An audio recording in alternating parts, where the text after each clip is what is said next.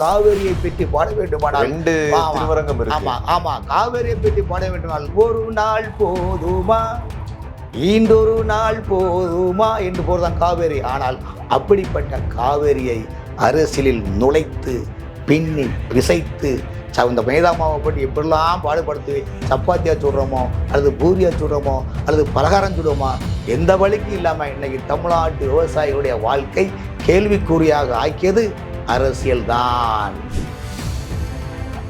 எங்க அவர் என்ன கட்டப்பஞ்சிய தலைவரா இல்லைங்க, பிரதமர் என்ன கட்டப்பஞ்சிய தலைவரா வச்சிருக்காரு சொல்லுங்க. பக்கத்துக்கு லேண்ட கபடியா வாடா மச்சா வாடா தூக்குடா அடிடா. இல்ல என்னன்னா ரெண்டு மாநிலத்துக்கு இடையில ஒரு சண்டை வருது அப்படிங்கிறப்போ அந்த இடத்துல வந்து நின்று மத்தியஸ்தம் பண்ணி அவர் பிரச்சனை தீர்க்க வேண்டியது பிரதமருடைய வேலையா இல்லையா? ஒரு விஷயம் கேளுங்க, இந்த காவிரி மேட்டில் கிட்டத்தட்ட 10க்கு மேற்பட்ட தீர்ப்பாயம் இருக்குது, கமிட்டி இருக்குது, எல்லாமே இருக்குது.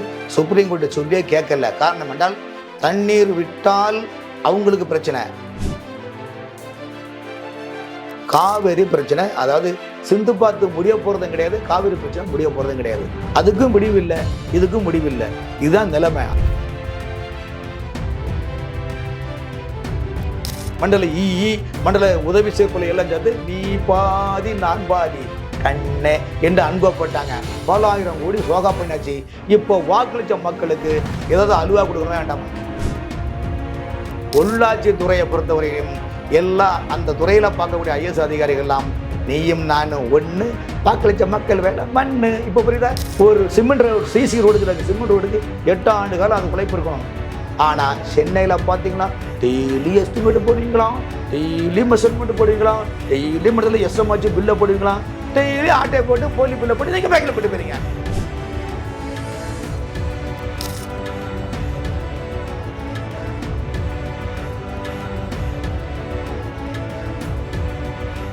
ஜாபான் டிவி நேயர்களுக்கு வணக்கம். இன்று நம்மோடு நேர்காணல் பேசுவதற்காக அரசியல் விமர்சகர் மற்றும் மூத்த பத்திரிகையாளர் திருமிகு VS ராமன் அவர்கள் நம்மோடு இருக்கிறார். வாருங்கள் அவரோடு பேசலாம். சார் வணக்கம். சார் வணக்கம். வணக்கம். எப்படி இருக்கீங்க? நல்லா இருக்கேன். கர்நாடகாவில் வந்து ஏற்கனவே காவிரினா வந்து ஒரு பிரச்சனைக்குரிய ஒரு விஷயம் தான் நம்ம எல்லாருக்குமே தெரியும். இப்போ அதுலேயே ஒரு சிக்கல் ஏற்படுத்துற மாதிரி மேகதாட்டு அணைக்கான பூஜையை நான் நடத்தணும் அப்படின்னு சொல்லி கர்நாடகத்தினுடைய துணை முதல்வர் DK சிவகுமார் அவர்கள் வந்து சொல்றாரு. நம்ம முதலமைச்சர் வந்து நான் பிரதமருக்கு கடிதம் போடணும் அப்படின்னு சொல்லியிருக்கிறாரு. எப்படி இந்த பிரச்சனை பார்க்கறது? ஒரு காலத்தில் அகத்தியர் படத்தில் நம்ம சீர்காழி கோவிந்தராஜன் பாடுவார், நடந்தாய் பாரே காவேரி நாடெங்குமே செழிக்க நன்மையெல்லாம் கொளிக்க நடந்தாய் வாழி காவேரின்னு அந்த பாட்டை கேட்டாலே காவேரின்னா அந்த பாட்டு தான் வரும். அந்த பாடு அதே மாதிரி வீரமணி பாட காவிரி நதி எனும் திருவரங்கம் அதன் கடலோரம் அமைந்தது திருவரங்கம் இரண்டுக்கும் நாயகமாய் அமைந்த கதலம் நீ எழிலோடு அமைந்திரும் அகதீஸ்வரம் திருவானைக்காவில் அருள் புரியும் அகிலாண்டேஸ்வரி என்று காவிரியை பற்றி பாட வேண்டுமானால் திருவரங்கம் இருக்கு. ஆமா, காவிரியை பற்றி பாட வேண்டுமானால் ஒரு நாள் போதுமா, ஈண்டொரு நாள் போதுமா என்று போறதான் காவேரி. ஆனால் அப்படிப்பட்ட காவேரியை அரசியலில் நுழைத்து பின்னி பிசைத்து இந்த மைதாமாவை பற்றி எப்படிலாம் பாடுபடுத்து சப்பாத்தியா சுடுறோமோ அல்லது பூரியா சுடுறோமோ அல்லது பலகாரம் சுடுவோமா, எந்த வழிக்கும் இல்லாமல் இன்னைக்கு தமிழ்நாட்டு விவசாயிகளுடைய வாழ்க்கை கேள்விக்குறியாக ஆக்கியது அரசியல் தான். இந்த அரசியலில் இன்றைக்கு கர்நாடகா மாநிலத்தில் காங்கிரஸ் கட்சி ஆட்சி அமைத்துள்ளது. அங்கு 2 பங்கு DK சிவகுமார் 2.5 ஆண்டுகளும் இப்போ இருக்க முதலமைச்சர் சீதாராமையா 2.5 ஆண்டுகளும் ஒப்பந்தம் போட்டாங்க. இந்த ஒப்பந்தத்தை மீறி 3 வருஷமா சீதாராமையாட்ட அந்த பதவி இருக்குது, முதலமைச்சர் பதவி. அப்போ முறைப்படி அவங்க கட்சிக்குள்ளே DK சிவகுமார்ட்ட கொடுக்கணுமா வேண்டாமா? இப்போ DK சிவகுமார் இந்த மேட்டை கையில் எடுத்துட்டாரு. ஏன்னா நான் என்ன இருந்தாலும் நான் வந்து மேகதாது அணையில் அணை கட்டி பூஜை பண்ணி, ஏன்னா ஃபண்டிங் ஒதுக்கிட்டாங்க, பிளேஸ் செலக்ட் பண்ணிட்டாங்க, பூஜை போட போகிறேன்னு சொல்கிறாங்க. ஏன்னா அவங்களுக்கு அங்கே அரசியல் பண்ணணும். அப்போ அவங்களுக்கு அரசியல் பண்ணும்போது ஏன்னா அங்கே ஒப்பந்தம் பண்ணுறாரு, அவங்க கட்சிக்குள்ளே பிரச்சனை போது அவர் இந்த அறிக்கை கொடுக்காரு.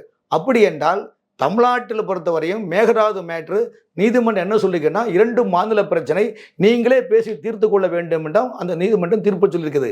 இதை தெரியாமல் தமிழ்நாடு முதலமைச்சர் என்ன சொல்றாரு, இந்த DK சிவகுமார் துணை முதலமைச்சர் கர்நாடக முதலமைச்சர் நான் இது குறித்து பாரத பிரதமருக்கு கடிதம் எழுதுவேன், அந்த கடிதத்தில் நீங்கள் வந்து இந்த பிரச்சனை எதுக்குன்னா அவர் என்ன கட்டப்பஞ்சிய தலைவரா இல்லைங்க நான் பிரதமர் என்ன கட்டப்பஞ்சி தலைவர் ஆச்சிருக்காரு சொல்லுங்க, பக்கத்துக்கு லேண்ட கபலியா வாடா மச்சான் வேடா தூக்குடா அடிடா இல்ல என்னன்னா 2 மாநிலத்துக்கு இடையில ஒரு சண்டை வருது அப்படிங்கிறப்போ அந்த இடத்துல வந்து நின்று மத்தியஸ்தம் பண்ணி அவர் பிரச்சனை தீர்க்க வேண்டியது பிரதமருடைய வேலையா இல்லையா? ஒரு விஷயம் கேளுங்க, இந்த காவேரி மேட்டில் கிட்டத்தட்ட 10க்கு மேற்பட்ட தீர்ப்பாயம் இருக்குது, கமிட்டி இருக்குது, எல்லாமே இருக்குது. சுப்ரீம் கோர்ட்டு சொல்லியே கேட்கல. காரணம் என்றால் தண்ணீர் விட்டால் அவங்களுக்கு பிரச்சனை, தண்ணீர் விடாவிட்டால் இவங்களுக்கு பிரச்சனை. இப்போ இந்த பிரச்சனை ஒரு சீசன் பக்தியான நிலைப்பாடு தான் இங்கே நடக்கின்றது. ஆகவே விஜய் அவர்கள் என்ன சொன்னார், அவர் எதிர்கட்சி, அவர் எலெக்ஷனில் அரசியல் கட்சி ஆரம்பிச்சிருந்தார், காவேரி பிரச்சனையில் நீங்கள் ஏமாத்துறீங்களா காங்கிரஸை, என்ன ஸ்டாலின் அவர்களே ஏமாத்துறீங்களா, என்ன கல்லாப்பட்டி ஓனர் நடத்துறீங்களா, அவர் துணை முதலமைச்சர் தமிழ்நாட்டில் வராரு, நீங்கள் ஒரு வார்த்தை கூட கேட்கல, நீங்கள் அங்கே பதவியேற்க போகிறீங்க, ஒரு வார்த்தை கூட கேட்கல, என்ன நீங்கள் ஏமாத்துறீங்கன்னு முதல்ல அன்னைக்கு விஜய் அவர் சொன்னார். இன்றைக்கி ஒரு முதலமைச்சர் பொறுப்புள்ள பதில் இருக்கின்ற போது இது 2 மாநிலத்தினுடைய பிரச்சனை. இந்த 2 மாநில முதலமைச்சர்களும் உட்காந்து பேசினால் அதுக்கான சொல்யூஷன் கிடைக்க போகிறது இல்லை. அது வேற காரணம் என்றால் எம்ஜிஆர் முதலமைச்சர் ஆகின்ற போது தண்ணீர் கொடுக்கலாம் என்று அன்னைக்கு உள்ள முதலமைச்சர் ஒப்பந்தம் பண்ணும்போது கலைஞர் முரசொலி பத்திரம் எழுதுறேன்னா மலலத்தான் இன்னும் சொன்னார். அந்த மலலத்தான் என்ற வார்த்தை சொன்னால்தான் அந்த ஒப்பந்தம் அன்னைக்கு போடாமல் விட்டாங்க. சரி எப்படியும் போட்டு சொல்லுது. காவேரி பிரச்சனை, அதாவது சிந்து பார்த்து முடிய போகிறதும் கிடையாது, காவேரி பிரச்சனை முடிய போகிறதும் கிடையாது. அதுக்கும் முடிவில்லை, இதுக்கும் முடிவில்லை. இதுதான் நிலைமை. ஆகவே காவேரி பிரச்சனையை பொறுத்தவரையிலும் 2 மாநில பிரச்சனை. இது தேர்தலுக்கான ஒரு ட்ரெண்ட் நடிக்கின்றார்கள். கர்நாடக மாநில துணை முதலமைச்சர் அவருக்கு முதலமைச்சர் பதவி வேண்டும், 6 மாதம் எக்ஸ்ட்ரா நீங்கள் வாங்கி இருக்கிறீங்க, எனக்கு பதவி வேண்டும், அவர் அங்கே நெருக்கடி கொடுக்குறாரு. அந்த நெருக்கடிக்காக அவர் எடுக்கக்கூடிய ஆயுதம் தான் மேகதாது அணை கட்டக்கூடிய பூமி பூஜை நடத்துறேன்னு சொல்றாரு. ஆனால் தமிழ்நாடு முதலமைச்சரை பொறுத்தவரையிலும் இது மாநிலத்தினுடைய ஏற்கனவே இது கமிட்டி இருக்குது, அந்த கமிட்டி தான் தீர்மானிக்க முடியும் தவிர்த்து நீதிமன்றத்தில் இருக்குது, அவங்க தான் இந்த தீர்மானிக்க முடியாது. பிரதமருக்கு எதுக்கு எந்த சம்பந்தமும் கிடையாது என்பது என்னுடைய நிலைப்பாடு. முதல்வர் விஜய் அவர்கள் வந்து உள்ளாட்சி நிர்வாகத்தை பொறுத்த வரைக்கும் தானே இயக்குவதா சொல்றாரு. ஏன் அதுக்கு ஒரு தனி அமைச்சர் வச்சு அதை நடத்தாம இருக்கிறாருன்னு பாக்குறீங்க? ஒரு மனிதனுக்கு முதுகு தண்டு என்பது ஸ்பைனல் கார்டு. உடம்புல எல்லா பேர் பாசம் இருந்தால் தான் மனிதனாக வாழ முடியும், நடக்க முடியும், நிற்க முடியும். ஆனால் முதுகு தண்டு தான் மெயின், தண்டு வடன்னு சொல்லுவாங்க, அதுதான் மெயின். அதே போல் ஒரு மாநில ஆட்சிக்கு வந்து முதுகு தண்டே உள்ளாட்சி துறை தான். ஊராட்சி, பேராட்சி, நகராட்சி, மனராட்சி, மெட்ரோ வாட்டர், டோட் போர்டு இதெல்லாம் சேர்ந்த உள்ளாட்சித்துறை.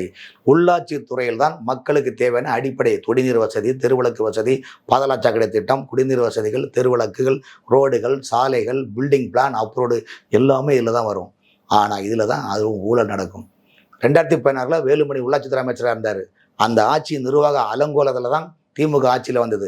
2021 இருந்து 26 வரைக்கும் உள்ளாட்சித்துறை அமைச்சகத்தை 2ஆக பிரித்து ஊராட்சி மன்றத்தை ஐ பெரியசாமிக்கும், பேராட்சி, நகராட்சி, மாநகராட்சி, மெட்ரோ வாட்டரை KN நேருக்கு கொடுத்தாங்க.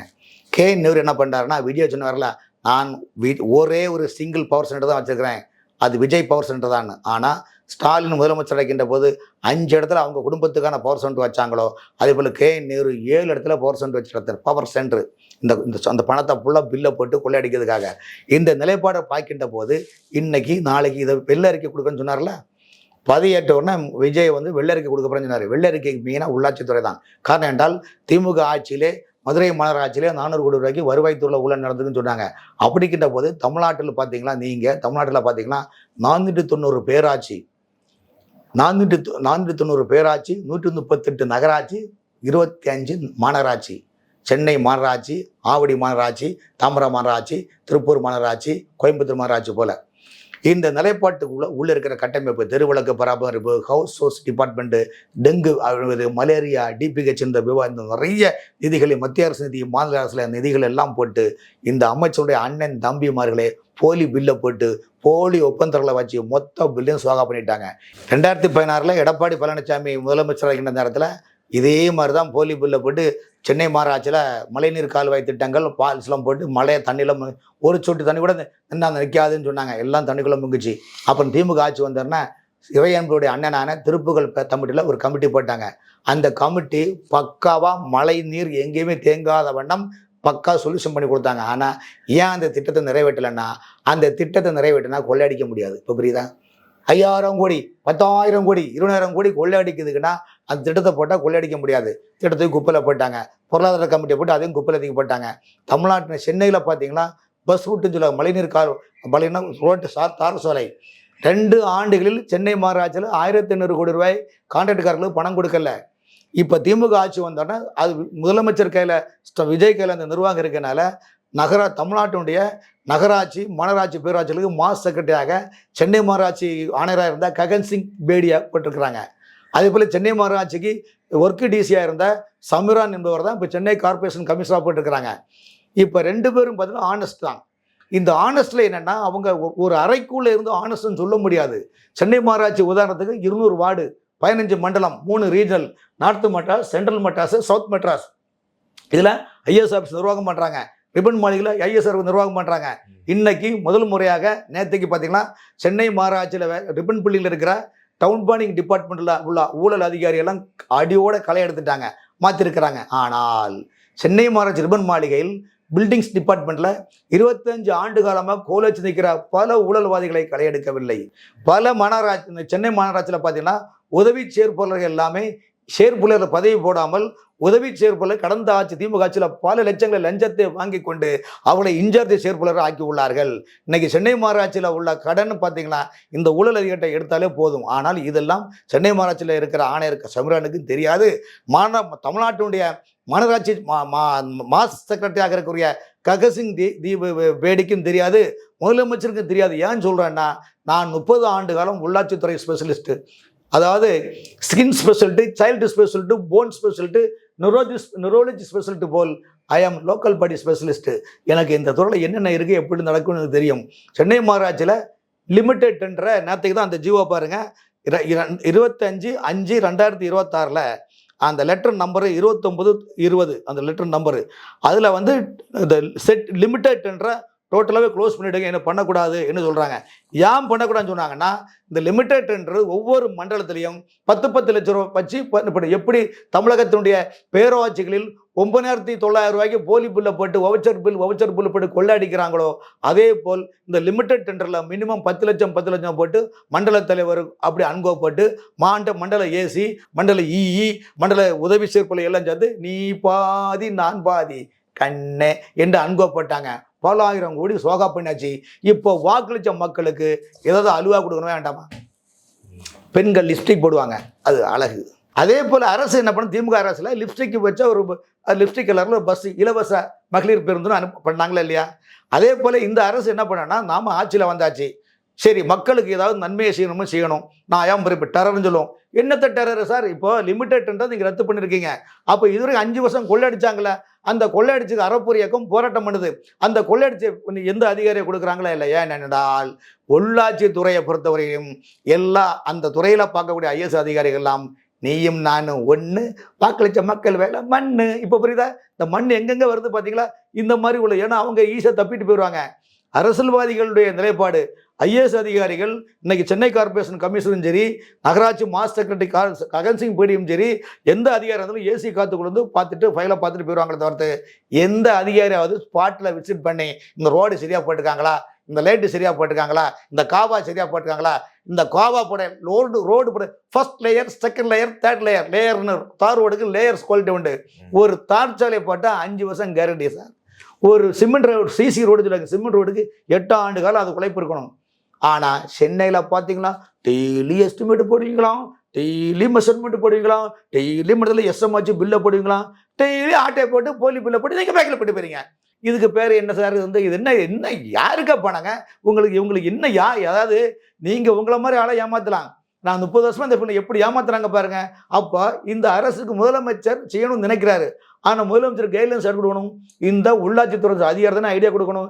உள்ளாட்சித்துறை அதிகாரிகள் பார்த்து வரீங்கன்னா பட்டும் படாமலும், தொட்டும் தொடாமலும், விட்டும் விடாமலும், கண்டும் காணாமலும் ஒரு நாடகம். எப்படின்னா, பச்சை அரிசியில் நீங்கள் மாவு போட்டு தான் ஆப்பம், ஆப்பத்துக்கு 1 சைடு, தோசை மாவுக்கு 2 சைடு. எப்படி நீங்கள் 2 சைடு போட்டா என்ன, 1 சைடு போட்டா என்ன, கார சட்னியாக போட்டா என்ன, தக்களி சாட்டினா, பொடியை வச்சு சாப்பிட்டா என்ன, அவன் வசதியை பொறுத்து இருக்குது. ஆகவே மக்களை எப்படி ஏமாத்துறாங்கன்னு தான் சொல்கிறேன். சென்னை மாநகராட்சியில் இன்னைக்கு சாதாரண ஒரு உதவி சேர்ப்பாளர் 100 கோடி சம்பாதிச்சு வச்சுருக்காங்க. இதில் யாரு பணம்? இவர்கள் நாட்டு நட்டார்களா, களை பறித்தார்களா, அல்லது மஞ்சள் எடுத்து கொடுத்தார்களா? எல்லாம் ஏமாற்றி பல லட்சங்களை திமுக ஆட்சியில் கொள்ளையடிச்ச பணம். இந்த அதிகாரிகள்லாம் அந்த திமுகவுக்கு சாதகமாக செயற்படுவாங்கிறது விஜயனுடைய அரசுக்கு உள்ளாட்சி துறையில் எந்த அதிகாரம் கோஆப்ரேட் பண்ண மாட்டாங்க. இது எங்களுக்கு தெரியும் என்ன நடக்குன்னு.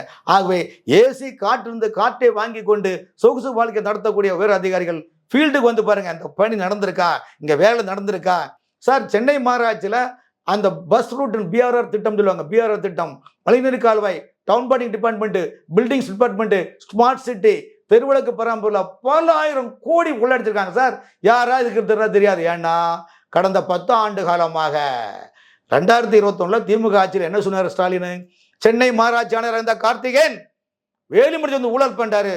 நான் வந்தோன்னு பாரு, என்னப்பா என்னை தெரியுமா சொன்னாரு. நான் சிரித்து பழகி அழகி ரசிக்கும் கவிஞன் என்னை தெரியுமா. அண்ட புழுகு ஆகாச புழுகு புழுகுனாரே. அன்னைக்கு health secretary doctor Radhakrishnan health minister கொடுத்த விஜயபிரசன் ஊழல் பண்றாரு. சொன்னது நீதானா? சொல் சொல் சொல்லுன்னு சொன்னியா இல்லையா? நீ திமுக ஆட்சிக்கு வந்தோன்னா எந்த அதிகாரியை ஊழல் அதிகாரின்னு சொன்னியோ அந்த அதிகாரியை இடுப்புல பெல்ட் ஆக்கி கண்டு கொண்டேன் நான். அங்கேயும் குள்ளடிச்சு கொடுத்தா, எனக்கும் குள்ளடிச்சு கொடுத்தா. நம்ம பணமா இல்லை மக்கள் பணம் தானையா? நீ சாப்பிட்டானா நான் சாப்பிட்டாவண்ணா? உம் பணம் பணம் எம் பணம். ஆகவே மக்கள் எப்படி போனா என்ன, நமக்கு தேவை பணம் என்ற நிலைப்பாட்டில் தமிழ்நாட்டை எவ்வளவு பந்தி பேப்பர் சுட்டி கொண்டார்கள். இந்த வெறுப்பினால்தான், இந்த தொல்லையினால்தான் அரசு ஊழியர்களே திமுக டாட்டா பை பை போயிட்டு வரவங்க போயிட்டு வாங்கன்னு சொல்லி இன்று போய் நாளை வரேன்னு ராவணன் சம்பூர்ண ராமத்தில் சொன்ன வசனம் மாதிரி டாட்டா பை விஜய்க்கு ஏன் ஓட்டு போட்டாங்க? ஒரு மாற்றத்தை கொண்டு வருவார் என்றுதான் மக்கள் நினைத்தார்கள். ஆனால் அரசு துறையில் பணியாற்றக்கூடிய பல அதிகாரிகள் உள்ளனர். அந்த கருப்பாடுகள் சரியாக உங்களுடைய முதலமைச்சரான உங்களுக்கோ உங்கள் துறை சார்ந்த அமைச்சர்களோ சொல்வது கிடையாது. நான் சில விஷயங்கள் வெளிப்படையாக சொல்ல முடியாது. உங்களிடம் இருக்கக்கூடிய பல ஐஎஸ் அதிகாரிகள் திமுகவுடன் அன்கோப்பட்டு கொண்டுள்ளவர்கள். அவர்கள் இந்தியாவுக்கும் பாகிஸ்தானுக்கும் கிரிக்கெட் விளையாட்டு நடக்கின்ற போது இங்கு உள்ள சில நபர்கள் யார் வெற்றி பெற வேண்டும் என்று நினைப்பார்கள் என்று நான் சொல்லவில்லை. நீங்கள் புரிந்து கொள்ளுங்கள். அதே போல் உடலும் உள்ளமும் தூய்மையாக இருந்தால் உற்பத்தி அதிகம் என்று பேர் அண்ணா சொன்னார். அந்த அண்ணாவின் கொள்கையும் நீங்கள் காற்றில் பறக்க விட்டீர்கள். ஆகவே தமிழ்நாட்டு மக்கள் செழிப்போடும் நல்ல ஆரோக்கியத்துடன் வாழ வேண்டுமானால், ஊழல் பணத்தையும் எடுக்க வேண்டுமானால், வெள்ளரிக்கையை வெளியிட வேண்டுமானால் கருப்பு அதிகாரிகள் அங்கு இருக்கின்றார்கள். உள்ளாட்சி துறையில் 50% கருப்பாடுகள் இருந்து கொண்டு விஜயிடம் முதலமைச்சர் எதுவும் சொல்லவில்லை. காரணம் என்றால் மாஸ்டர் கிட்ட ககசிங் பேடியும் அதை பற்றி கேட்பதில்லை. உதாரணமாக சென்னை மாநகராட்சி ஆணையராக இருக்கிற சமீரன் அவர்களும் இதை பற்றி கேட்பதில்லை. காரணம், அவரிடம் யாரும் சொல்லுவதில்லை, சொன்னாலும் கேட்பதில்லை. ஆக நீ என்ன சொல்ல, நான் என்ன கேட்க, நான் பெரிய ஆளா நீ பெரிய ஆளா என்ற நிலைப்பட அறப்போர் இயக்கம் கோடிட்டு தொடர்ந்து காட்டிக் கொண்டிருக்கின்றது. பல்வேறு ஊழல்களை அம்பலப்படுத்தி உள்ளது. இன்னைக்கு அந்த லிமிடெட் டெண்டரை ரத்து செய்த பெருமை அறப்போர் இயக்கத்துக்கு சேரும் என்பதை தெரிவித்துக் கொள்கிறேன். ஆகவே ஊழல் காட்டாறு போல் ஓடி உள்ளது.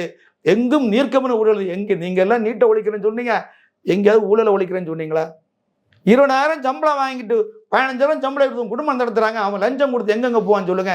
ஐயா, நின்னா லஞ்சம், தும்மன லஞ்சம், எங்க போன லஞ்சம் லஞ்சம் லஞ்சம் லஞ்சம். ஏன் இவ்வளவு வாங்க? லஞ்சத்தை ஒழிங்க ஐயா. லஞ்சத்தை ஒழிச்சா ஏழை மக்கள் வாழ முடியும். எங்களை மாதிரி ஆட்கள் நாங்கள் இந்த மாதிரி பேசி எனர்ஜி தான் வேஸ்ட் ஆகுது. ஆகவே இந்த தொலைக்காட்சி எது கண்டால் இந்த பதிவு மாண்புமிகு முதல்வர் அவர்கள் உங்களை சுற்றி இருக்கிற பல ஐஎஸ் அதிகாரிகள் உங்களுக்கு தவறான கைட்லைன்ஸ் கொடுக்கிறார்கள். எச்சரிக்கையாக இருங்கள். இல்லாவிட்டால் எங்களை போன்ற சீனியர் அதிகாரிகளை, சீனியர் பத்திரிகைகளை அழைத்து ஓய்வு பெற்ற அதிகாரிகள் எத்தனையோ பேருக்கு அவங்களாம் கூப்பிட்டு கமிட்டியாக போடுங்க.